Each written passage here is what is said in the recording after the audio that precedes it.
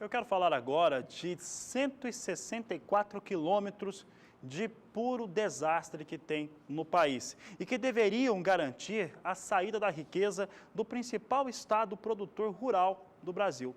Eu falo do Mato Grosso, que encontrou na saída pelos portos do norte uma maneira do Brasil conseguir produzir mais e ganhar mais. Quando eu falo ganhar mais, é o país inteiro, porque você consegue ter, numa situação de queda nos investimentos com transporte ou custo de transporte, uma situação que favorece a todos. Entretanto, esses 164 quilômetros que deveriam ter sido asfaltados há 4, 5 anos, eles continuam trazendo muita dor de cabeça. Para se ter uma ideia, se tem hoje uma situação de caminhões parados saindo pela BR-163 para em destino a Santarém, ao porto de Miritituba, com caminhões parados, fazendo com que caminhoneiros, alguns deles, estejam parados há mais de 10 dias para conseguir levar a soja ao porto. E nós falamos de uma grande extensão de área ocupada com caminhões que estão nessa situação, sem falar das quebras. E olha só, nesta última quinta-feira, nós recebemos alguns vídeos de pessoal que está por lá, de caminhoneiros que também acompanharam a situação, que estão por lá também, e é o que nós vamos mostrar agora no Agricultura BR. Pode soltar o vídeo enviado pelo nosso telespectador, mostrando essa situação bastante caótica que nós temos no Mato Grosso. Nós estamos vendo aí a BR 163, ela tem 164 quilômetros que não foram asfaltados. Motoristas atolados há 10 dias com aquelas condições muito difíceis de alimentação, hidratação e também higiene, porque não tem situação. Você sabe quanto que se tem aí de tráfego aí parado de caminhão? Estima-se hoje 50 quilômetros de engarrafamento por conta da situação das rodovias. Algo entre 5 mil até 8 mil caminhões parados em atoleiros e que faz com que se tenha esse congestionamento todo na região. Essa região, que ela é muito importante para a saída da soja, é uma expectativa muito grande que isso ocorra e vem com uma situação como essa para chegar aos terminais de Miritituba, principalmente, e também ao porto de Santarém.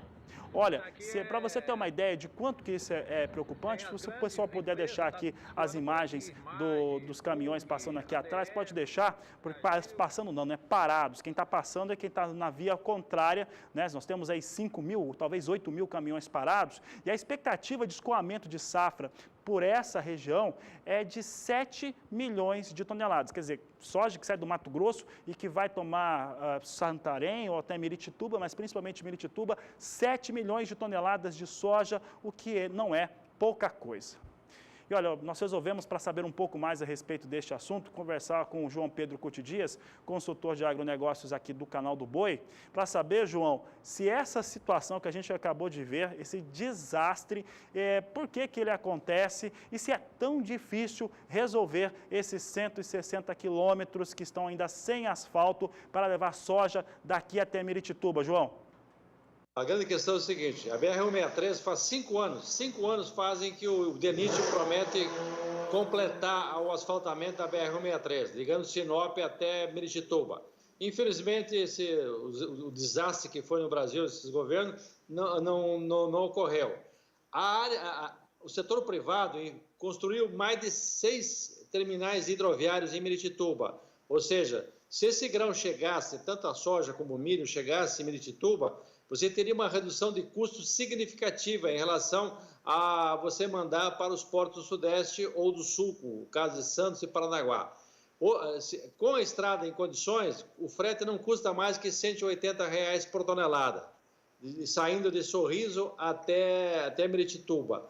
E de Sorriso para Santos custa 320, 350, ou seja, há um aumento brutal no custo devido à incompetência do governo que não conseguiu completar o asfaltamento. João, tem um certo tempo que isso já era para ter sido resolvido, que já era para ter tido uma solução para...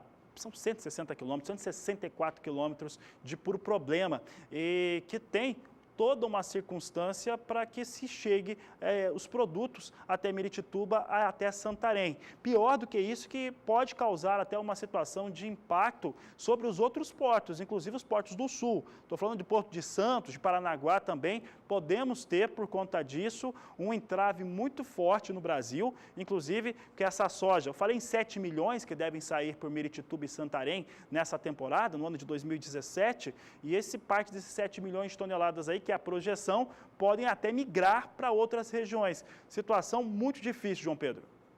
As empresas contrataram, fizeram contratos de entrega de grãos e contrataram serviço de grãos em Miritituba. Não chegando o grão, elas são obrigadas a reverter a entrega por Santos ou por Paranaguá, implicando num aumento brutal de custo para ela. Então vai ser um ano igual a 2013, que você criou um caos no setor setor de exportação de soja devido ao caos que deu nos portos. Esse ano, como as empresas estavam se habilitando para exportar pelos portos de Barcarena, Manaus, os portos do chamado Arco Norte, em função da impossibilidade de chegar até o porto de Miritituba, o que vai acontecer? Vai criar um problema seríssimo do ponto de vista econômico.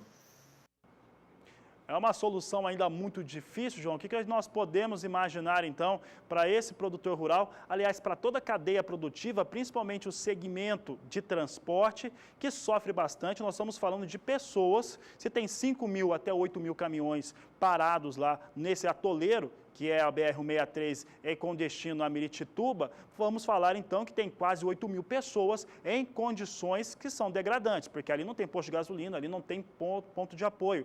Quais seriam as soluções? Como é que deve ficar uma situação como essa? O governo é o grande problema no Brasil, porque essa rodovia, já que o governo não tinha condições de completar, pelo menos ele tivesse agilizado o processo de concessão dessa rodovia. Com certeza, uma empresa concessionária, durante a época das secas, ou seja, durante o período de abril até setembro, outubro, ela faz esse asfalto. Isso é uma coisa que é possível fazer. O governo não. O governo é 5 anos esperando porque não aconteceu ainda. Certo, João Pedro que está no escritório trabalhando e ter essa participação aqui conosco, até para comentar um pouco daquilo que está acontecendo em relação a esse atoleiro, a esses 160 quilômetros que tem puro descaso do governo, não é de agora, tá? Isso já tem pelo menos 5 anos que era para ter sido resolvida essa situação e isso foi prometido, que teria uma solução para essa circunstância que tem trazido tanto atraso ao desenvolvimento do país, principalmente para a região norte.